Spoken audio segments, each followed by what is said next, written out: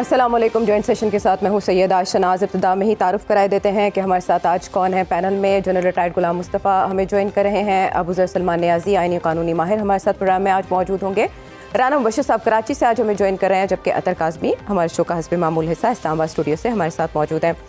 और राना मुबशर साहब अक्सर ये फरमाते हैं, ये उनका तकिया कलाम है कि then there will be a situation right now, then there is a situation. और ये सिचुएशन प्रिवेल इसलिए कर रही है कि सुप्रीम कोर्ट में जो इलेक्शन अल्तवा केस की समाअत चल रही है उसमें बहुत दिलचस्प मोड़ आ रहे हैं। अगरचे इसमें हुकूमत की जानिब से फरीक बनने का कहा गया, दरख्वास्त की गई, लेकिन उस दरख्वास्त को कबूल नहीं किया गया। दूसरी जानिब पार्लियामेंट के प्लेटफॉर्म पे हम देख रहे हैं कि अदालती फ़ैसलों को, अदालती माजी को जिस तौर तनकीद का निशाना बनाया जा रहा है वो भी अपनी जगह पर नहायत अहमियत का हामिल है। ऐसे में पंजाब के पी इलेक्शन अल्तवा केस की समाअत हो चुकी है मुकम्मल, और चीफ जस्टिस साहब ये कह चुके थे कि पीर का दिन अच्छी नवीद लेकर आएगा। पीर का दिन तो नहीं लेके आया, लेकिन शायद कल कुछ ऐसा फैसला हो जाए जिससे कोई दरमियानी रास्ता निकले, लेकिन इसके इम्कानात मादूम दिखाई देते हैं, क्योंकि मरीम नवाज साहिबा और नवाज शरीफ साहब दोनों अपने तौर पर यह कह चुके हैं कि बेंच जो भी फैसला करेगा वो कबूल नहीं होगा।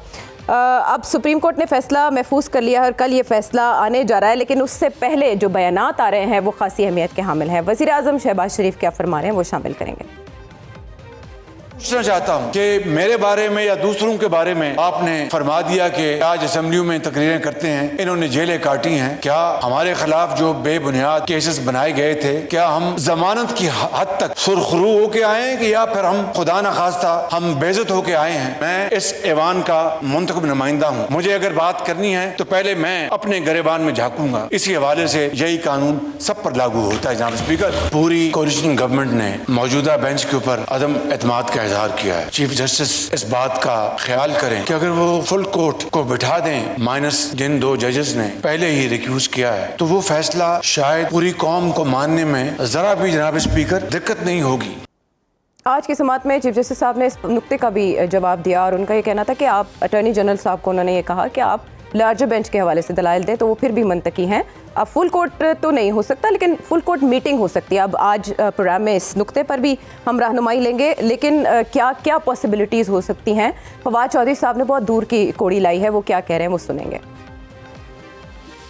कोई हुकूमत क्या पब्लिकली एडमिट करेगी कि हम एक फेल्ड स्टेट हैं? इनका कोई आर्गूमेंट नहीं है, कोई दलील नहीं है, सिर्फ नामजदगियों के ऊपर हुकूमत चलाना चाहते हैं। ये मुमकिन ही नहीं है कि सुप्रीम कोर्ट फैसला करे और कोई उसको कहे कि मैं नहीं मानता। और अगर वो नहीं मानेगा तो जिस तरह से दो वज़ीर आज़म पहले घर गए हैं, तीसरा जो है वो आजकल में घर चला जाएगा। और इस दौरान ये जो वीकेंड आया, इसमें साबिक वज़ीर आज़म नवाज शरीफ भी टेलीविज़न पर आए, अगरचे उनकी प्रेस कॉन्फ्रेंस पर बहुत एतराज़ पाकिस्तान तहरीक इंसाफ की जानिब से किया गया, लेकिन वो क्या फरमा के गए वो सुनेंगे। अभी जो फैसला करने जा रहे हैं, भाई बचो इस फैसले से। फैसले पता नहीं कहाँ लेके जाएंगे इस मुल्क को। जो कर सकते हो करना चाहिए, आपको खड़े हो जाएं ऐसे लोगों के खिलाफ जो पाकिस्तान को तबाही के किनारे पहुंचाना चाहते हैं। कहाँ लेके जाएंगे मुझे समझ नहीं आती। अगर ये फैसला खुदा न खास्ता आया, डॉलर आपका 500 रुपये हो जाएगा। ख़तरनाक बात, ख़तरनाक पेशन गोइयाँ। तो इसमें राना साहब आप ही से जान लेते हैं कि कल जो फैसला आने जा रहा है, आपके ख्याल में इसके हमारे अदालती निज़ाम, सियासी निज़ाम और माशी निज़ाम पर क्या असरात हो सकते हैं? पहले माशी निज़ाम पे बात कर लेते हैं। और मियाँ नवाज शरीफ साहब जो बात कह रहे हैं तो वो उनको ज़्यादा बेहतर पता होगा कि 500 रुपये का डॉलर होने जा रहा है या नहीं होने जा रहा है, क्योंकि इसहाक डार साहब भी आए थे। इसहाक डार साहब तो 195 रुपये का डॉलर बना रहे थे और उन्होंने कहा था कि एक्चुअल प्राइस जो डॉलर की है दैट इज़ 185 या बिलो 200। सो वो तो हुआ नहीं। और अब मियाँ नवाज शरीफ साहब कहते हैं जनाब कि डॉलर 500 का हो जाएगा। मतलब इट्स लाइक आप you are creating a fear in the masses and you are telling the masses, अवाम को आप ये बता रहे हैं कि अगर फैसला उनके खिलाफ आता है, यानी कि इलेक्शन अगर जल्दी होते हैं, तो then it's going to be a situation. तो वो आप बता रहे हैं कि जी 500 रुपए का डॉलर हो जाएगा। सो ये आपको कैसे पता है 500 रुपए का डॉलर हो जाएगा? ये जरा सोचना पड़ेगा, हमें समझना पड़ेगा। दैट मीन्स के आप उधर वो कह रहे थे उत्थे जड़ा रेट खोलने की गल होती है, जैसे मंडी च रेट खुलता है, तो आप मंडी में रेट खोल रहे हैं क्या डॉलर का? आपको पता है सारी चीज़ों का, इसका मतलब है। सो एक तो बात ये होगी। But at the very same time अगर हम देखें जरा थोड़ी सी रियलिटी चेक की तरफ भी अगर हम जाएं, तो देखें इस वक्त तो सबको पता है कि इस वक्त जो ग्राफ है वो इमरान खान का बहुत ज्यादा है। और अगर इस वक्त इलेक्शंस होते हैं तो अगर वो मैनेज्ड इलेक्शंस भी हुए तब भी Imran Khan is going to make it, उसको वो ज्यादा सीटें निकाल सकते हैं Imran Khan. But at the very same time Imran Khan साहब को भी सोचना चाहिए कि इलेक्शंस के बाद उनके पास कोई मॉडस ऑपरेंडी है, कोई वे फॉरवर्ड है, कोई उनके पास कोई तरीकाकार है इमरान खान के पास कि जनाब हम आएंगे हुकूमत में इमरान खान साहब तो आप आगे हमें कैसे इकॉनमी फिक्स करके दे सकते हैं। सो आई पर्सनली थिंक कि जो एग्जिस्टिंग टीम थी जो हमने 3.5 पौने 4 साल देखी इमरान खान साहब की, उसमें उनके पास कोई ऐसा अरस्तु आइंस्टाइन नहीं था जो फिक्स कर सकता है इकॉनमी को। और शुरू में भी उन्होंने 1 साल डिले किया IMF के पास जाते जाते, और जिसकी वजह से एक ऐसी यहाँ पे सिचुएशन बन गई कि वहाँ पे IMF की कंडीशन जो है सख्त से सख्त होनी शुरू हो गई। सो फिक्स करने के लिए टू बी वेरी ऑनेस्ट, चाहे मौजूदा हुक्मरान हो, चाहे इमरान खान साहब हो, चाहे कोई भी हो, उनके पास इकोनॉमी को फिक्स करने के लिए किसी के पास कोई चीज नहीं है। Now coming to the political side of it, political side जो है, अगर पॉलिटिकल साइड को अगर हम जरा थोड़ा सा टैप करें, पॉलिटिकल साइड की तरफ हम थोड़ी सी बात करें, तो पॉलिटिकल साइड जो है इस वक्त इतनी ज्यादा एक लाइन ड्रॉ हो चुकी है, या तुम हमारे साथ हो या हमारे साथ नहीं हो, इस किस्म की सिचुएशन बन गई है। कोई सुनने के लिए तैयार नहीं है। इमरान खान के जो हामी हैं वो ये सुनने के लिए तैयार नहीं है कि जनाब नून लीग वाले क्या कहना चाह रहे हैं, पीपल्स पार्टी क्या कहना चाह रही है, क्या नहीं, और अदालती साख और अदालती निजाम, इस पे भी तबसरा फरमाइए जरा। बिल्कुल जी, अदालती निज़ाम में भी आपको सामने नजर आ रही है। जैसे सज्जाद अली शाह साहब का एक एग्जाम्पल मौजूद है। सज्जाद अली शाह साहब के साथ जो कुछ हुआ वो सबको पता है। 10 प्रोबेबली जस्टिसेस थे जो उनके अगेंस्ट खड़े हो गए थे, और वहां पे क्या सिचुएशन बन गई थी वो भी सबको पता है। बट इसके साथ साथ अगर हम एक चीज देखें तो कोई दरमियानी रास्ता निकलता हुआ नजर आता है मुझे, टू बी वेरी ऑनेस्ट। अच्छा, दरमियानी रास्ता निकलता हुआ नजर आएगा उसमें, जी हाँ, मुझे उसमें कोई दरमियानी फैसला आता हुआ नजर आता है। उसमें कुछ 19-20 के फर्क के साथ थोड़ा सा वो कहते हैं ना जी, अमेरिकन फ्रेज है, you don't break the law, you bend the law. तो वो बेंड करने वाला जो लॉ है वो मुझे कल होता हुआ नजर आता है। लॉ ब्रेक नहीं किया जाएगा, लॉ को बेंड किया जा सकता है, कोई दरमियानी रास्ता निकालना, दरमियानी रास्ता। और इमरान खान साहब को भी चाहिए कि वो भी आगे बैठ जाएं, वो भी बैठ जाएं, वो भी बैठे, सारे बैठ जाए। अगर उन्होंने कहा था कि उनकी टीम मुज़ाकरात करेगी, पहले तो वो कहा कि मैं करूंगा मुज़ाकरात, लेकिन बाद में उन्होंने कहा मेरे लोग करेंगे। तो हम अबू ज़र से जान लेते हैं। अबू ज़र ने पहले प्रोग्राम्स में कहा है कि डेट सुप्रीम कोर्ट से ही आनी है। अब इरफान कादिर साहब का आज आपको मुकालमा तो पता होगा, अबू ज़र आपने सुना होगा कि उन्होंने सुप्रीम कोर्ट से क्या कहा, चीफ जस्टिस साहब से क्या कहा, वहाँ क्या जवाब आया, वो अपनी जगह पर अहम है। हमें फ़र्क बता दें, ये फुल कोर्ट बेंच, उस पर तो उन्होंने कहा कि फ़िल वक्त ये मुतालबा मुस्तरद किया जाता है, लेकिन फुल कोर्ट मीटिंग हो सकती है, उसका क्या फ़ायदा होगा? और जस्टिस काजी फाइज ईसा का आज का जो इक़दाम है, रजिस्ट्रार के हवाले जो ख़त लिखा है उन्होंने, उसके बाद इस 3 रुकनी बेंच के फैसले की क्या अहमियत होगी? देखिए, बड़ी कॉम्प्लिकेटेड सिचुएशन क्रिएट हो चुकी है। इस वजह से सबसे पहले तो ये समझने की ज़रूरत है कि कोर्ट क्या होता है और फुल बेंच क्या होता है। दोनों में फ़र्क होता है। फुल बेंच होता है जब बेंच से बड़ा बेंच बनता है, उसको हम फुल बेंच कहते हैं। लेकिन फुल कोर्ट जो होता है वो में सारे जजेस बैठते हैं। लेकिन जो चीफ जस्टिस साहब ने फरमाया कि फुल कोर्ट बैठ के देखेगा, वो इस केस से रिलेटेड बात नहीं हो रही थी। वो ये बात हो रही थी कि जो सुप्रीम कोर्ट की पावर, खासकर चीफ जस्टिस साहब की सू मोटो लेने की जो पावर्स हैं, उससे मुतल्लिक सुप्रीम कोर्ट रूल्स अमेंड करने हैं as per article 191 of the constitution. जजेस के पास पावर होती है सुप्रीम कोर्ट रूल्स अमेंड करने की, वो उससे मुतल्लिक, क्योंकि ये कंट्रोवर्सी क्रिएट हुई है।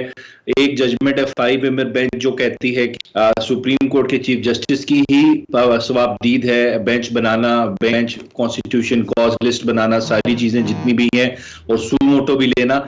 फाइजा साहब की टेक्निकली वो 2 मेंबर बेंच जजमेंट आई जो कहती है कि नहीं, उन पावर नहीं है। सो एक कंट्रोवर्सी तो है, उसके बारे में उन्होंने उसमें जवाब में कहा जो हो रहा था कि ये फुल कोर्ट बैठ के हम इसको खुद ही रिजॉल्व कर लेंगे। तो एक तो ये मैसेज है कि इस केस के लिए यही बेंच रहेगा, वो पता लग गया, खास क्योंकि वही रहा। और दूसरा मैसेज मेरे ख्याल से ये भी है कि जो सुप्रीम कोर्ट की जो जुरिस्डिक्शन है, जो उसकी जो सवाबदीद है, आप मेरे ख्याल से डायरेक्टली ये मैसेज भी है, कोई पार्लियामेंट कानून साजी अगर कर रही बर्दाश्त नहीं करेंगे। उन्होंने अगर अपना कोई कोड ऑफ कॉन्डक्ट बनाने, अपने रूल्स बनाने के, तो वो सारा सुप्रीम कोर्ट खुद ही बनाएगा, क्योंकि सुप्रीम कोर्ट पहले बहुत चुकी है। अगर पार्लियामेंट ऐसा कानून बनाती है जिसमें जुडिशियल फंक्शंस वो यूजर्व कर रही है, तो वो इंडिपेंडेंस जुडिशरी के मुखालिफ उसको कंसिडर करती है। तो इस वजह से एक पैगाम शायद हमारी जो आजकल की हुकूमत है, जो उन्होंने कानून बनाए, इम्प्लाइड मैनर में ये पैगाम दिया गया है। ठीक है, लेकिन इसमें ना सुप्रीम कोर्ट में दो माइंडसेट सामने आ रहे हैं ना। एक तरफ तो जो हुकूमती इकदाम है उसको सामने रखते हुए कुछ कार्रवाइयां रोकने का कहा गया है, जबकि दूसरी तरफ उसको अंडू किया गया है। तो ये तो दो माइंडसेट हो गए ना, तो हम किसको सही आयशा, ये माइंडसेट ये नहीं है। जो दो स्कूल ऑफ है उसमें जो डिफरेंस है वो ये है कि हमें जो पहले भी लेटे हैं बाकी जजेस, जो पुराने चीफ जस्टिस हैं, उनको उनके आगे रिजर्वेशंस भी रहे। जो चीफ जस्टिस की पावर है सुमोटो लेने की और बेंच कॉजलेस सारी जितनी को हमें स्ट्रीमलाइन करने की जरूरत है, उसको हमें डिफ्यूज करने की जरूरत है। ये इन्होंने ये कभी नहीं कहा कहते थे कि हम जजेस बैठ के तो रूल्स अमेंड कर लें। जी। मेरा यहाँ तक तो इंसाफ हो सकता है कि हमारा में करंट उसमें प्रॉब्लम है, लेकिन उसको ठीक करने का जो तरीकाकार है, मेरे इनमें से 99% जजेस का ये व्यू होगा कि हम ये खुद करनी है, पार्लियामेंट ने नहीं हमारा कॉन्डक्ट मॉनिटर करना या उसको रेगुलेट करना। मेरा जहां तक व्यू है। अब तक आप कह रही हैं काजी फैसल साहब का जो लेटर है, देखें वो तो जो होता है वो बेचारा ग्रेड 21-22 का सरकारी अफसर होता है, जो काम भी करता है on advice of the chief justice करता है। हाँ। वो अपनी मर्जी से कुछ करता, तो वो तो बेचारे का मेरे ख्याल से उसका पूरा कैरियर होता है आगे, और वो उसकी से थोड़ी आता है उसको। लेकिन उन्होंने इसमें लिखा है कि even the chief justice can not issue administrative directions with regard there, तो चीफ जस्टिस साहब को भी एड्रेस करें। ये तो काजी साहब जो हैं, देखें वो कह रहे हैं ना, उनके कहने से तो नहीं हो जाएगा। ही इज द जज ऑफ द सुप्रीम कोर्ट, जिस तरह चीफ जस्टिस साहब हैं सुप्रीम कोर्ट के जज हैं। एक 5 मेंबर बेंच जजमेंट कहती है ऑलरेडी कि आप सुमोटो पावर चीफ जस्टिस की हैं, तो इनकी 2 मेंबर बेंच जजमेंट है। मेरे ख्याल से माशाल्लाह बड़े लायक आदमी है, शायद उनको अच्छी ये बात नहीं लग रही कि उनकी जजमेंट को इग्नोर क्यों कर दिया आपने और रजिस्ट्रार ने। लेकिन अगर 5 बेंच जजमेंट कहती है ऑलरेडी कि जस्टिस की है, तो साहब की जजमेंट की मेरी नजर में कोई आईनी और कानूनी वो इस वक्त संगीन सिचुएशन है। अगर आपने आज आजम नज़ीर तारड़ साहब की पार्लियामेंट के फ्लोर पर स्पीच सुनी हो तो अग्रेसिव दिखाई दिया। हमें शहबाज शरीफ साहब भी आज मुख्तलिफ टोन में दिखाई दिए, यहाँ तक कि लोगों ने उन्हें अप्रिशिएट किया, जो नून लीग के हामी है, कि ऐसी टोन में शहबाज शरीफ साहब को आगे आना चाहिए। एक तरफ तो बेंच पर एतराज़ात और बहुत खुलकर हैं, जजेस को टारगेट किया जा रहा है, और दूसरी जानिब रेफरेंस के भी खदशात हैं कि जजेस के खिलाफ रेफरेंस लाया जा सकता है। ऐसे दबाव में सुप्रीम कोर्ट अगर कोई फैसला देती है तो उस पर अमल दरामद को यकीनी कैसे बनाएगी? देखें, जहाँ तक शहबाज शरीफ साहब के लहजे का ताल्लुक है, आज मरियम बीबी ने भी ट्वीट किया था कि ये वाले चाचू मुझे बड़े पसंद हैं। मैं उसी ट्वीट की बात कर रही थी, आप पहुंच गए। अतर आप हमेशा पहुंच जाते हैं। वो बिल्कुल जी। देखें, मरियम बीबी का तो मैं फॉलो भी करता हूँ, और मुझे वैसे भी नून लीग मेरी फेवरेट है, तो उनकी तो कोई चीज़ मैं मिस करता ही नहीं हूँ। अच्छा, जहाँ तक ये ताल्लुक है कि जो वो जिसकी जी नजरियाती तौर पर देखें ना, पाकिस्तान पीपल्स पार्टी का नजरिया हो या नून लीग की वोट की मोहब्बत हो या इज्जत हो, इनसे कोई शख्स इनकार नहीं कर सकता। तो इस वजह से तो हम भी इसी मुल्क में रहते हैं और सारी चीजें हमारे सामने ही होती हैं। दूसरी बात देखें जी, अब जो ये लहजे इस्तेमाल किए जा रहे हैं, ये जो सूरत-ए-हाल नाजुक क्यों है? सूरत-ए-हाल नाजुक इसलिए है कि ये जनाब इनको पता है कि हम इलेक्शंस में गए तो हम इलेक्शन हार जाएंगे, ये एक चीज है। बाकी देखें, जिस तरह मैं पहले दिन से अर्ज कर रहा हूं और बार बार अर्ज कर रहा हूं कि कोई भी मोअज़्ज़िज़ जज किसी भी मोअज़्ज़िज़ सियासतदान के खिलाफ इस वक्त मुकदमा नहीं सुन रहा। मुकदमा इस वक्त लड़ा जा रहा है पंजाब और खैबर पख्तूनख्वा के जो अवाम हैं, उनका जो राइट है वोट का, उसका मुकदमा है। इनको इतना मसला उसमें क्या है? इनको मसला ये है, इनको लगता है कि हम इलेक्शन हार जाएंगे। दूसरी बात यह है कि जो चीफ जस्टिस साहब हैं, उनके ऊपर भी ये चीज बिल्कुल अब तक वाजे हो चुकी होगी। आप सोशल मीडिया देख लें, हर तरफ देख लें, ये जो चंद लोग हैं जो उनके ऊपर इल्जामात लगा रहे हैं, बाकी पूरी कौम का जो मूड है वो रिफ्लेक्ट हो रहा है। सोशल मीडिया के अंदर, और नजर आ रहा है कि कौम ये एक्सपेक्ट कर रही है कि जो मुल्क की सबसे बड़ी आईनी अदालत है वो हमारे आईनी जो हकूक हैं उनका तहफ़्फ़ुज़ करेगी और हम इलेक्शंस की तरफ जाएंगे। अब ये जो आइन हमारा है 1973 का आइन, इसकी तरफ कुछ इशारा आज एतजाज एहसन साहब ने भी किया। ये 73 का आइन ना हमने एक बहुत बड़े साने के बाद बनाया था, बहुत बड़ा सानिया हुआ था, और उसमें भी कुछ इसी किस्म की सूरत हाल थी कि इलेक्शंस नहीं होते थे, लोगों का मैंडेट नहीं माना जाता था, इसलिए कि एक टोला था वो इक़्तिदार के ऊपर काबिज रहना चाहता था, वो दूसरे की मेजॉरिटी मानने के लिए तैयार नहीं था। तो इसी वजह से इस आइन के अंदर वाज़े तौर पे लिख दिया था कि अब ये नहीं होगा, अब इंतखाबात वक्त पे होंगे, 90 रोज के अंदर होंगे। तो वाज़े तौर पे लिखा हुआ आइन के अंदर हम यही उम्मीद करते हैं कि कल चीफ जस्टिस साहब और दीगर मोअज़्ज़िज़ जज साहिबान आइन और कानून के मुताबिक फैसला देंगे। बाकी मुल्क के जो हालात हैं उसके तनाजुर में थोड़ी चीजें ऊपर नीचे हो सकती हैं, सियासतदान एक दूसरे से बातचीत भी कर सकते हैं, लेकिन इस वक्त जो मुकदमा है ना वो नून लीग के खिलाफ है, ना पीपल्स पार्टी के खिलाफ है, ना इमरान खान के खिलाफ है, वो पाकिस्तान की करोड़ों अवाम के हकूक का मुकदमा है। और उनके हकूक के आगे अगर कोई खड़ा है तो वो पीडीएम खड़ी है। पीडीएम की जंग इस वक्त इमरान खान से नहीं है, उनकी जंग आइन से है, पाकिस्तान के दस्तूर से है। ठीक है, लेकिन इसमें हुकूमत का मौक़िफ़ ये है ना कि माजी में यही अदालतें डिक्टेटर्स को तहफ़्फ़ुज़ देती रही, उनके इक़दामात को तहफ़्फ़ुज़ देती रही, और उसके लिए भी आइन को उसी तरह इस्तेमाल किया जाता रहा। किसी को 3 साल दिए गए, किसी को 9 साल दिए गए, और उसके बाद जाके इलेक्शंस का इनेकाद मुमकिन हुआ। उनके पास अपने दलाइल हैं, अपने केस को फेवर करने के लिए 8 बजे काबीना का हंगामी इजलास भी तलब कर लिया गया है। लेकिन जनरल साहब, इस सिचुएशन में आप ये सेंस कर सकते हैं कि पहले हुकूमत की जानिब से ये कहा गया कि हम बायकॉट करेंगे, और फारूक केश नाइक साहब जब अदालत पहुंचे तो उन्होंने कहा कि नहीं, ऐसा कोई फैसला नहीं हुआ। क्या ख्याल है आपका कि यू टर्न लिया है गवर्नमेंट ने, ये सोची समझी हिकमत अमली थी? हमें इस सारे हंगामे में बेसिक इशू की तरफ से फोकस नहीं हटाना चाहिए। बेसिक इशू जैसा भी अतर भी कह रहे थे कि पाकिस्तान के अवाम का हक है और जो दिया गया तरीकाकार है दस्तूर में उसके मुताबिक है। ये फैसला हमारे अवाम ने, हमारी अदालतों ने ये करना है कि क्या हम इसी रास्ते लेंगे। मसला ये है कि इस सब से को गदलाने के लिए जिस तरीके से पीडीएम ने और बदकिस्मती से हमारे अदलिया के बहुत मज़ीद जज साहबान ने जो रोल प्ले किया है, और ये हम माजी में देख चुका है, ऐसे इस किस्म का रोल प्ले करने के बाद आपको कोई शक रह जाता है कि हम एक पीडीएम हुकूमत पाकिस्तान को कहां लेके जाती है और पाकिस्तान के अवाम पाकिस्तान को कहां पे रखना चाहते हैं। चीज को दांव पे लगा रहे हैं सिर्फ इसलिए कि कल को इलेक्शन में ना जाना पड़े हमें। इलेक्शन तो होंगे, आज नहीं होंगे, कल होंगे, 10 साल बाद होंगे। कोई तौजीह जो ये पेश कर रहे हैं किसी एक आज के हालात में उसका लागू हो सकती है। कहते हैं इन्होंने डिक्टेटर्स को टाइम दिया, फंड दिया 9 साल 10 साल। आप ये बताइए तो वो वक्त कब, उसके बाद से आज कितना हुआ है? 2008 से लेके अब तक तो लगातार जमहूरियत है ना, पहले 20 पार्टी फिर नून लीग सब चुके हैं। जो कुछ हुआ अभी तक दस्तूर के मुताबिक है ना।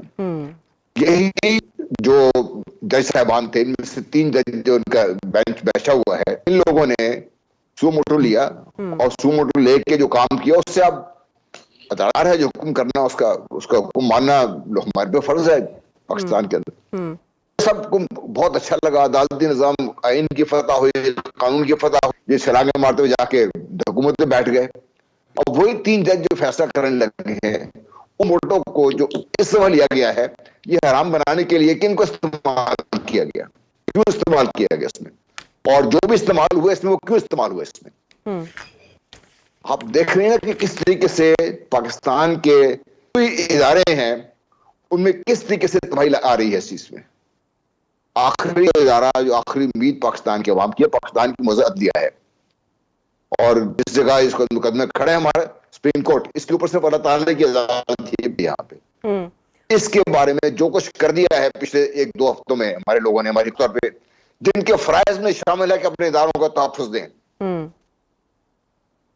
और इनका जो आलाकार बने हैं, जान के बने हैं या ख्वाहिश के बने हैं, जो भी बना है इसने, जिसने भी ये सारे कुछ गदला के इस स्टेज पे ले आए हैं कि अब हम अदलिया के बारे में लोगों के किन के जो एक कन्विक्टेड क्रिमिनल है अनवर, को बयान नहीं किया उनको, अदालत ने किया उनके, उसके बारे में वो बयान दे रहे हैं ये कबूल नहीं करेगा कोई, भी कबूल नहीं करेंगे तो क्या होगा मुल्क में, ये बता दीजिए क्या होगा मुल्क में। बिल्कुल ठीक है, बिल्कुल ठीक है। तो रास्ता क्या निकल सकता है जी साहब, यही इस वक्त $1 मिलियन क्वेश्चन है कि अदालत का फैसला क्या आएगा और उसके बाद वो किसके लिए काबिल कबूल होगा, किसके लिए नहीं, और अगर हुकूमत ये फैसला नहीं मानती तो इसके नताइज क्या हो सकते हैं, उन नताइज के नतीजे में क्या हुकूमत अगर सियासी शहीद बनती है तो किसको फ़ायदा देगी। ब्रेक के बाद आते हैं वापस मज़ीद बात करते हैं। Welcome back to the show. चाकू छुरियाँ तेज़ हो रही हैं क्योंकि कैबिनेट मीटिंग तलब कर ली गई है और कहा गया है कि या तो वज़रा खुद आएँ और या फिर ऑनलाइन उसमें अपनी हाज़िरी यकीनी बनाएं, और इसका एक निकाती एजेंडा है। वो एक निकाती एजेंडा मुमकिन तौर पर जो चहमगोयाँ की जा रही है मार्केट में वो ये कि रेफरेंस लाने की हुकूमत तैयारी कर रही है, और दूसरी तरफ जो इम्कानात फवाद चौधरी साहब ने ज़ाहिर किए। राना साहब क्विकली मैं आपकी तरफ आऊँगी। एक पॉसिबिलिटी ये है कि अगर शहबाज शरीफ साहब फॉलो नहीं करते सुप्रीम कोर्ट के अहकामात को तो वो उसके नतीजे में घर जा सकते हैं, ये तस्वीर कशी की फवाद चौधरी साहब ने। जबकि दूसरी तरफ हम देख रहे हैं कि ऐसी इतलात है कि रेफरेंस आ सकता है इन जजेस के खिलाफ जिनके वाले से खुलकर तनकीद की जा रही है नून लीग के हल्कों की जानिब से। आजम नज़ीर तारड़ जो वज़ीर कानून है वो खुलकर बात कर रहे हैं, नवाज शरीफ साहब बात कर रहे हैं, मरियम नवाज साहिबा तो पीछे ही नहीं है किसी से। तो ऐसे में आपके ख्याल में सिचुएशन तसादुम की तरफ बढ़ रही है, तो अंजाम क्या हो सकता है इसका? देखें, जो फवाद चौधरी साहब कह रहे हैं मैं उनसे इख्तलाफ करूंगा। वो उस वक्त वहाँ तक मेरे ख्याल में सिचुएशन शायद ना पहुँचे, लेकिन तोपों के मुंह और हर किस्म की हीट जो है वो फेस कराने की तैयारी की जाएगी सुप्रीम कोर्ट को। मैं उसको रिपीट कर देता हूँ, अगर मैं मिन्स नहीं करना चाह रहा अपने वर्ड्स, बट पूरी कोशिश की जाएगी कि जो भी इख्तियार में है शहबाज शरीफ साहब की हुकूमत में उनके साथ जो कैबिनेट बैठी, और पहले ये कहना कि हम बाइकआउट करेंगे और उसके बाद कह देना कि नहीं हमने तो अदम एतमाद का कहा था कि जजेस पर एतमाद नहीं है, ये भी कोई इंप्रेशन सेटिंग के लिए था। अब मेरे ख्याल में उस पहले जिस तरीके से आज चीफ जस्टिस साहब ने कहा कि यहाँ तुसी अगर उसकी कार्रवाई का हिस्सा नहीं बन, अगर तुसी बाइकआउट करना है तो कोई कार्रवाई का हिस्सा भी नहीं बन सकते तुसी, तो यू शुड स्टे बैक। तो उसमें मेरे ख्याल में उन्होंने अपना स्टैंस चेंज कर लिया था। But at the very same time मुझे लगता ये है कि जो कुछ भी इख्तियार में है, मैं रिपीट कर रहा हूँ, शहबाज शरीफ साहब की या पीडीएम के इख्तियार में जो कुछ भी होगा, जो कुछ भी वो कर सकेंगे, एक्सट्रीम तक जाने की कोशिश करेंगे। As far as the supreme court की टॉप ब्रास की जब बात हो रही है तो उन तक वो जाने की कोशिश करेंगे। साहब इससे पहले कभी चीफ जस्टिस के खिलाफ रेफरेंस आया, अब हमने जस्टिस काजी फायज़ ईसा के खिलाफ तो रेफरेंस देखा। हाँ जी बिल्कुल, वो एक अलग मिसाल है, उसमें तो उनके अपने जजेस जो थे सुप्रीम कोर्ट के उन्होंने ये काम किया, लेकिन दूसरी तरफ और हुकूमत ने भी। और अभी हमने देखा कि काजी फायज़ ईसा के खिलाफ जो रेफरेंस आया उसमें क्या हशर हुआ, और बाद में फिर ये कि उस वक्त जो हुक्मरान थे वो ये कहने लगे कि ये उनकी गलती थी। यानी उस गलती से हुकूमत नहीं सीखेगी। देखिए बिल्कुल ठीक कह रही है आप आयशा, होना तो ये चाहिए कि जो भी इकदाम उठाने की कोशिश कर रहे हैं या जो तैयारियां मुकम्मल हो चुकी हैं किसी हद तक हुकूमत की जानिब से, वो उसमें एहतियात बरतें, उसको चेक करें, उसको काउंटर चेक करें, उसको डबल चेक करें, ट्रिपल चेक करें और फिर कोई एक कदम उठाए।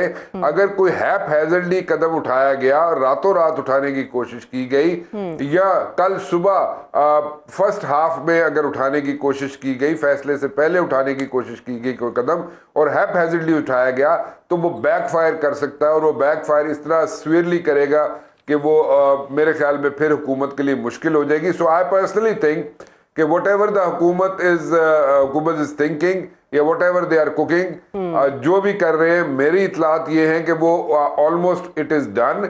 ये सिर्फ एक स्टैंप लगवानी है उन्होंने कैबिनेट की तरफ से, और वो कैबिनेट की तरफ से एक स्टैंप लगा के वो डिसीजन ले लिया जाएगा। लेकिन मैं फिर दोबारा कहूंगा कि कोई हैप हैजर्ड डिसीजन ना लिया जाए हुकूमत की तरफ से।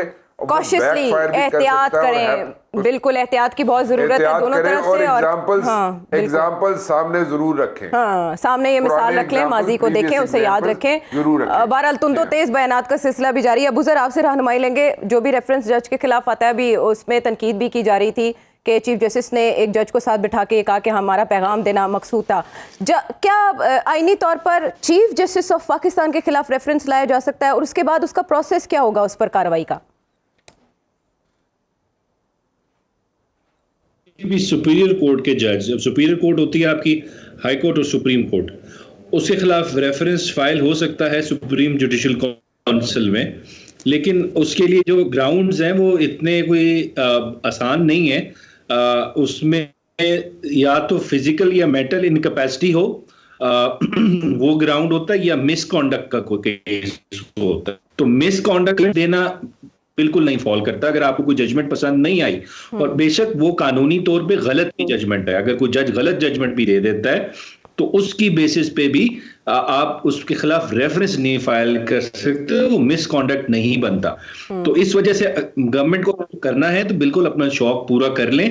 अगर वो रीजंस ये देते हैं कि जी ये बेंच हमारी मर्जी का नहीं बना, लार्जर बेंच नहीं बनाया, या ये जजमेंट जो दी है ये आइन और कानून के खिलाफ है, तो ये कोई रीजन नहीं होता रेफरेंस का। Judgment can not be made basis for filing of reference, या आप ये कि एडमिनिस्ट्रेटिव एक्शन जो चीफ जस्टिस ऑफ पाकिस्तान ले रहे हैं वो ठीक नहीं है, ये रेफरेंस की बेसिस नहीं बन सकती, ये बैकफायर करता है। और मैं एक चीज बता दूं, ये अगर रेफरेंस जो है ये पावर होती है कोर्ट के पास, अगर जो उसमें जो एलिगेशंस हैं वो साबित नहीं होते और उसको कोर्ट डिक्लेयर करते ये फ्रिवलेस है, तो कोर्ट के पास ऑप्शन होती है जिसने फाइल किए रेफरेंस उसके खिलाफ एक्शन भी ले सकती है। तो इस वजह से ये डबल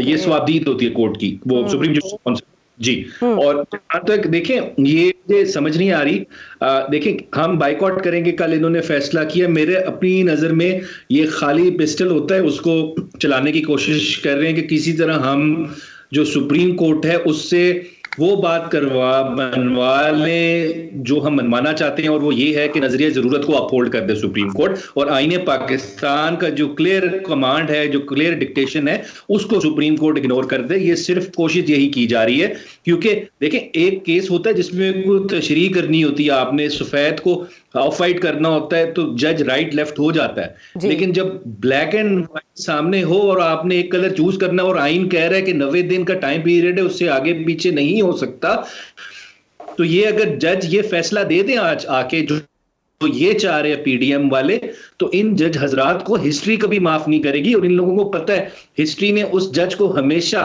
कभी याद नहीं रखा जिसने नजरिए जरूरत को अपहोल्ड किया और आईने पाकिस्तान को इग्नोर किया। अच्छा, तो इस वजह से ये बंदयाल साहब जो है वो पाकिस्तान तहरीके इंसाफ के प्यार में फैसला नहीं कर रही है, इनको बहुत बड़ी गलतफहमी है। अच्छा, लेकिन इसमें जो फ्लॉ नजर आ रहा है ना अबू जर, प्लीज उस पर मुझे आपकी राय चाहिए होगी, वो ये कि सेक्रेटरी दिफा ने तो अभी रिपोर्ट जमा नहीं करवाई, और दूसरी तरफ ये कि फरीक बनने की दरखास्त को भी कबूल नहीं किया गया, जबकि असद उमर साहब ने तो आज पूरी बात की, और इवन पीटीआई के वकील को भी मुकम्मल तौर पर सुना गया। तो सेक्रेटरी दिफा की रिपोर्ट को देखने से पहले ही फैसला महफूज हो गया, इसको आप कैसे देखते हैं? देखें, वो रिपोर्ट एक तो पहली बात है, उनका जो आर्गुमेंट था कि हमारे पास फोर्सेस अवेलेबल नहीं है, तो उनके पास इस चीज का जवाब नहीं था कि अगर आपके पास आर्मी नहीं है तो एयरफोर्स और नेवी ड्यूटी दे सकते हैं, ये उसका कोई जवाब नहीं था उनके पास। प्लस अगर उनको कोई चीज जमा करानी होती है, जजमेंट रिजर्व भी हो जाए, तो आप उसको ऑन रिकॉर्ड प्लेस कर सकते दे सकते हैं रिटन फॉर्म में भी, इसमें इतना कोई मसला नहीं है। और सेक्रेटरी दफा इसमें पार्टी भी नहीं है, उसका कोई राइट भी डिटरमिन नहीं होना, इसमें पार्टी है, जैसे अत्तर ने बोला पाकिस्तान की अवाम ये जो कह रहे थे हम बाइकआउट कर ले, मैं आपको समझा दूं, दो तरह की प्रोसीडिंग्स होती हैं, एक होती है इनक्विजिटोरियल प्रोसीडिंग्स होती है, एक एडवर्सेरियल प्रोसीडिंग्स होती हैं। एडवर्सेरियल प्रोसीडिंग्स वो होती है जिसमें दो पार्टीज का राइट डिटरमिन होता है। इनक्विजिटोरियल वो होती है जिसमें कोर्ट ने फाइंड करनी है, कोई डिस्कवरी करनी है। जो 184(3) की प्रोसीडिंग्स होती हैं ये इनक्विजिटोरियल होती हैं। इस वजह से यहाँ पे ये नेसेसरी पार्टी भी नहीं थी ना प्रॉपर पार्टी थी, यहाँ पे सिर्फ कोर्ट ने एक डायरेक्शन देनी थी, तशरीह भी नहीं करनी थी किसी कानून की। भाई डायरेक्शन ये दी कि आईने पाकिस्तान कहता है इतने दिन में आपने ये करना है तो वो करें, आप क्यों नहीं कर रहे? तो इस वजह से इसमें किसी पार्टी का एज सच राइट इन्वॉल्व नहीं है, ये सिर्फ पाकिस्तान की अवाम का एक हक है जो उनको, क्योंकि सुप्रीम कोर्ट हमारे जो बुनियादी हकूक हैं, जो आइन में हमें हकूक प्रोवाइडेड किए हुए हैं आइन ने, उसकी जामिन है, तो वो कोर्ट एज ए जामिन बैठा हुआ है यहाँ पे, कोई एज दो पार्टियों की पंचायत नहीं कि फैसला करना ये ठीक है कि वो ठीक है। ठीक है ये, लेकिन हुकूमत इस मौक़िफ़ को मानने से इनकारी है, और उनके वफ़ाद आमा का केस नहीं है, ये कुछ एक डिफरेंट मामला है जिसमें उन्हें सुना भी नहीं गया, तो उनके एतराज़ात अपनी जगह पर बरकरार हैं। लेकिन क्या तारीख खुद को दोहराने जा रही है कि क्या एक नया सजाद अली शाह मूवमेंट हमारा मुंतज़र है? ब्रेक के बाद वापस आएंगे, इस पर बात करेंगे। Welcome back. अतर पर जाने से पहले राना साहब मैं आपसे जानना चाहूंगी, आपने कहा दरमियानी सूरत निकल सकती है, क्या अदालत सियासी जमातों के दरमियान डेडलॉक का खात्मा कर सकती है आपके ख्याल में? तमाम एक ही टाइम पर इलेक्शंस पर तमाम जमातों का इत्तफाक राय करवा सकती है अदालत कल आपके ख्याल में? देखिए, एक तो ये एक आगे रखा जा सकती है एक चीज़ के जनाब, एक इलेक्शन अभी हो 70% एरिया में, पाकिस्तान के 70% एरिया में इलेक्शन अभी हो, यानी कि 2 सूबों में अभी हो इलेक्शन, फिर 5 महीने बाद फिर इलेक्शन हो, तो वो 5 महीने बाद फिर इलेक्शन हो और इस एरिया में 70% एरिया पाकिस्तान में इलेक्शन अभी हो, इस चीज़ को समेटा जा सके और सारे इलेक्शन इकट्ठे करा दिए जाएं, तो ये भी सामने रखी जा सकती है एक चीज़, और ये एक वैलिड रीज़न भी हो सकता है। दूसरी बात यह है कि पंजाब गवर्नमेंट जो फॉर्म हुई थी उसकी इंटरप्रिटेशन कहा जाता है कि जनाब वो उसका आर्टिकल 63A जो है वो रिव्यू के लिए पेंडिंग है आज भी, सो उसका फैसला आ जाए और फिर उसके बाद मैटर शुड बी सेटल्ड। ये भी 2 रीज़न जो हैं ये भी सामने रखने ज़रूरी होंगे और मेरे ख्याल में अगर इस पे बातचीत कर ली जाए कि 63A बिल्कुल ठीक है राना साहब, पहुंच गए असल में जो बात आप कर रहे हैं, यही बातें अटॉर्नी जनरल ने भी बारहा अदालत के सामने रखी और चीफ जस्टिस साहब ने उनका एक एक करके जवाब भी दिया। और फारूक एच नाइक साहब तो ये भी कह रहे हैं कि आर्टिकल 10 है, ये कहता है कि तमाम फ़िरक़ैन को सुनना चाहिए। अब देखना ये कि कल सुप्रीम कोर्ट कैसे फैसला देती है। और अतर आप भी ये खबरें सुन रहे होंगे कि रेफरेंस की तैयारी की जा रही है, दूसरी तरफ कल अदालत का फैसला आने जा रहा है। आपके ख्याल में सजाद अली शाह मूवमेंट की जो बात मैंने की, अब यहाँ ऐसा वक्त, ऐसा लम्हा आ सकता है किसी वक्त के अंदर से ही कोई आवाज़ उठे दोबारा से? देखिए, सजाद अली शाह मूवमेंट से ज़्यादा ये दोबारा जो नून लीग मूवमेंट था, अब इस दफ़ा नून लीग, PDM, पीपल्स पार्टी, इन सब का ये मूवमेंट है। अब ये सब खुल के सामने आ गए। पहले तो सिर्फ एक नून लीग के ऊपर एतराज़ होता था ना, इस वक्त जो सहूलत कारी कर रहे हैं पाकिस्तान पीपल्स पार्टी, उसकी भी कोई नज़ीर नहीं मिलती कि भुट्टो साहब ने जो आइन लिखा था उस आइन को एक तरफ गिराने में या रोंदने में जो किरदार इस वक्त बिलावल साहब की पाकिस्तान पीपल्स पार्टी कर रही है, उसका भी कोई मिसाल नहीं मिलती। और इसी चीज़ के ऊपर आज एतजाज़ एहसन साहब ने भी कहा कि जनाब 18वीं तरमीम में तो आपने सूबों को इख्तियार दे दिए थे, किधर है आज रजा रुबानी साहब, कहाँ हैं, जिनका मैं रोज याद करता हूँ। आज एतजाज एहसन साहब भी उनको याद कर रहे थे। हाँ। उन्होंने कहा किधर है आज वो रजा रुबानी, वो क्यों नहीं बोलता कि जनाब ये तो 2 सूबों का हक है, इंतखाबात होने चाहिए। दूसरी बात देखें, हुकूमत इंतहाई भोंडा किस्म का इनका बयानिया है। ये किस चीज पे रेफरेंस लेके आएंगे? ये कहते हैं जनाब के जी जज साहिबान जो है फुल कोर्ट ना बने तो ये ना बने, या फुल कोर्ट बन जाए ये जज अलहदा हो गया। क्या किसी मोजिज जज को चीफ जस्टिस साहब ने जबरदस्ती अलहदा किया? हर कोई खुद ही उठ के अलहदा हो रहा है, तो फिर ये इतराज भी कर रहे हैं वो कोई अलहदा क्यों हो रहा है? फिर ऊपर से देखे ना, ये वो नून लीग है, ये वो हुकूमत है जिसमें से ये खबरें लीक की जा रही हैं कि जो सऊदी अरब का शाही खानदान है उसकी दावत पे नवाज शरीफ साहब सऊदी अरब जा रहे हैं। और दूसरी तरफ ये 4 साल से आयशा मुझे और आपको ये बता रहे हैं कि नवाज शरीफ तो इतना बीमार है वो फ्लाइट ही नहीं ले सकता। वो 6.5 घंटे की फ्लाइट लेके लंदन से जद्दा चले जाएंगे, लेकिन जद्दा से 1.5-2 घंटे की फ्लाइट लेके पाकिस्तान नहीं आ सकेंगे वो। तो देखिए, इनकी तो किसी चीज में ना कोई मंतक है ना कोई चीज है। आए रोज बदलते हालात के साथ ये नया बयानिया बनाने की कोशिश करते हैं। बाकी ये रेफरेंस लाने की अगर कोई ख्वाहिश पूरी करना चाहते हैं तो वो जरूर पूरी करें, लेकिन ये इतना आसान नहीं होगा। अटॉर्नी जनरल साहब को भी इस चीज का इदराक है, उन्होंने इसी मुल्क में वकालत भी करनी है, इसी मुल्क में जो शोबा है कानून का उससे वाबस्ता रहना, वो कोई सियासी शख्सियत तो नहीं है। बाकी ये हुकूमत कोई सियासी हरकत करना चाहती है तो करके अपना शौक पूरा कर ले, लेकिन लगता है सारे गदर में कोई ना कोई बली ज़रूर चढ़ेगा, चाहे वो अटॉर्नी जनरल जो एक पहले जा चुके हैं, आप दूसरे अटॉर्नी जनरल आपने जिसकी तरफ पॉइंट आउट किया। लेकिन शाही ख़ानदान का जब तस्करा हो तो जनरल साहब आपकी एक्सपर्टीज़ हमें दरकार होंगी। IR पे आपकी बड़ी गिरफ्त है। अब शाही ख़ानदान के शाही मेहमान बनने जा रहे हैं नवाज शरीफ साहब, और पिछले साल इसलिए वो ट्रैवल नहीं कर सके थे कि डॉक्टर्स ने उन्हें तवील फ़ज़ाई सफ़र से मना किया था। इस साल वो जा रहे हैं और आखिरी इशरा वो हस्बे मामूल जो रिवायत है वहाँ गुजारेंगे। और ये भी इतलात हैं कि मरीम नवाज साहिबा भी यहाँ से जा सकती हैं, यही नहीं शहबाज शरीफ साहब भी वज़ीर-ए-आज़म पाकिस्तान हो सकता है मुमकिन तौर पर वो भी जाएँ, कुछ और वज़रा भी तैयार हैं। और मीनवाइल कल मॉनेटरी पॉलिसी आ रही है जिसमें रिवाइज़ करने जा रहे हैं शायद स्टेट बैंक ऑफ पाकिस्तान अभी तक का जो इंटरेस्ट रेट है। IMF की सारी डिमांड्स मान ली है शहबाज शरीफ साहब ने, आज हमें बताया, और कहा कि मिनो अनमानी है। मीनवाइल गारंटीज हमने IMF के सामने रखनी है जो इसहाक डार साहब अमेरिका लेके जा रहे हैं, और 10 से 16 अप्रैल उनका अमेरिका का विजिट है जहां उन्होंने कन्विंस करना है IMF को इमदाद के लिए, और उधर शाही खानदान का नवाज शरीफ साहब को मेहमान बनाना। इंटरनेशनल प्लेयर्स हमारी कितनी मदद कर सकते हैं और शाही खानदान क्या कर सकता है ज़िम्मे जनरल साहब? देखिए पहले इस खबर की आयशा, तस्दीक, सिर्फ वन लाइनर के कोई शाही खानदान का कोई दावतनामा सामने नहीं आया, ये मुबैना तौर पे हुकूमत की तरफ से और उनके जराए की तरफ से दावा किया जा रहा है। चलें ठीक है, अब इस पे नून लीग को क्लैरिटी। एग्जैक्टली मैं यही बात करने लगा था कि पहले ये कंफर्म कर लें कि ये दावतनामा आया है कि नहीं आया है। नून लीग के जो भी हरकत हैं इनको एटलीस्ट काफी वो सोच समझ के इनके बारे में देखना चाहिए, क्योंकि याद हो जब पिछले दफा जब हमारे प्राइम मिनिस्टर गए थे वहां, तो उन्होंने अपने साहबजादे को अपने भतीजों को सब मिला के साथ बिठा लिया था। तो इस किस्म की चीज को कर सकते हैं ये, वरना अब देखिए सऊदी अरेबिया भी कोई वो मामूली बच्चे नहीं है, वो नवाज शरीफ साहब के साथ जिस किस्म के ताल्लुकात हों, लेकिन उनको पता है कि पाकिस्तान के कानून के तहत उनकी क्या हैसियत है, वो उसको बुला के अपने सामने बिठा कर उनको वो हैसियत नहीं दे सकते इंटरनेशनली, जिसके शायद इस स्टेज पर वो मुस्तहिक नहीं है। बाद में अगर वो इससे क्विट हो जाते हैं, उसके बाद जो सूरत हाल बन दूसरी होगी, ये हमें बात समझनी चाहिए। तीसरी जो बहुत आम चीज है कि अगर दोस्त ममालिक ने हमारी मदद करनी होती, और ये जो बात अटकी हुई है, ये बात बता नहीं रहा हमारे प्राइम मिनिस्टर, कायफ ने ये भी आपसे शर्त रखी है कि आपने जो 10-12 बिलियन डॉलर साल वापस करना है, उसके आपके पास वो किटी में कुछ है, कोई दिखाएं तो सही हमें। ये इनका ख्याल ये था कि कतर से, यूएसए, सऊदी अरेबिया से, चाइना से इनको पैसे मिल जाएंगे, वो नहीं मिले अभी तक।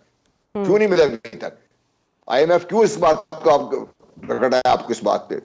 IMF को अब मिला है, वो पाकिस्तान को जो कि इस तरह से लकीर लगवा रहे हैं हमसे वो, और डिमांड उनकी जो है ये हमारी हुकूमत में बता नहीं रही। आई रिफ्यूज टू एक्सेप्ट कि हमने सारी उनकी डिमांड्स पूरी करनी है, वो टेक्निकल साइड पे होगी, लेकिन बिहाइंड द सीन जो हमसे चाहते हैं वो हम हुकूमत में बता नहीं सकती, शायद पाकिस्तान वो कबूल कर भी नहीं सकता। जहां तक पाकिस्तान के वैसे ताल्लुक है, देखिए चीन कितना अरसा हो गया इस हुकूमत को बने हुए, अभी तक हमारे वज़ीर आज़म चीन के गए, जिनको ये खुद कह रहे थे कि आयरन ब्रदर्स हैं हमारे, हिमालय से ऊंची समुद्र से गहरी हमारी दोस्ती, क्यों नहीं गए हमारे इसमें? पाकिस्तान की सूरत हाल इस वक्त बड़ी तशवीनाक है, इंटरनली भी और एक्सटर्नली भी। दुनिया कहां से कहां पहुंच गई है। देखिए सीरिया को इनवाइट कर लिया उन्होंने अरब कॉन्फ्रेंस में, आज से 4 महीने पहले कोई सोच सकता था? सीरिया यूए के ताल्लुकात देखिए कहां पहुंच गए, सीरिया और टर्की के ताल्लुकात बेहतर होते जा सारे, ईरान और सऊदी अरेबिया का जो ब्रेक थ्रू आपके सामने है, तो ये सारी चीजें जो आप सामने रखते हैं, और फिर हमें ये बात समझ आती है कि पाकिस्तान इस गोल्डन मोमेंट को पाकिस्तान ने खो दिया है। हमने अपने जो इंटरनल स्ट्रगल्स है आपस में झगड़ के, और अब जिस तरीके से हम अपने ही इदारों को, हुकूमत अपने ही इदारे को मतलब फतह करने जा रही है। ठीक है, तो जुनैद साहब ऐसे में खुंजरा पास के थ्रू जो दोबारा से ट्रेड ओपन हुई है, अच्छा नवंबर में चुके हैं शहबाज शरीफ साहब चाइना का, लेकिन बहरहाल वो कोई ब्रेक थ्रू साबित नहीं हो सका, तो इसको आप कैसे देख रहे हैं? इस हुकूमत की अचीवमेंट नहीं है कि चाइना के साथ रिस्टोर हो रहे हैं ताल्लुकात? देखिए वो तो कोविड के से बंद किया हुआ था उन्होंने। अच्छा, चाइना ने रिस्टोर, हाँ चाइना ने जो रिस्टोर किए हैं, चाइना ये ट्रेड पाकिस्तान का चलता ही रहता है उनके साथ। ठीक, मैं जो कह रहा हूं दौरा जो हुआ नहीं हुआ, मैं इसलिए कह रहा था कि ये गए जाके वहां पे मुंह उठा के गए, जाके बात कुछ की नहीं की, बात समझ आई भी नहीं कि नहीं आई, क्योंकि जब ये बोलते हैं तब भी। ठीक है जुनैद साहब, बहुत इंपॉर्टेंट आलमी मामलात के हवाले से हमारी रहनुमाई की। बहरहाल इस हुकूमत का 1 साल मुकम्मल होने को है और इस मौके पर ये हैपनिंग्स बहुत इंटरेस्टिंग, आने वाले टाइम्स भी बहुत इंटरेस्टिंग होंगे। प्रोग्राम के हवाले से फीडबैक दीजिएगा अगले प्रोग्राम तक के लिए, लाने के बाद।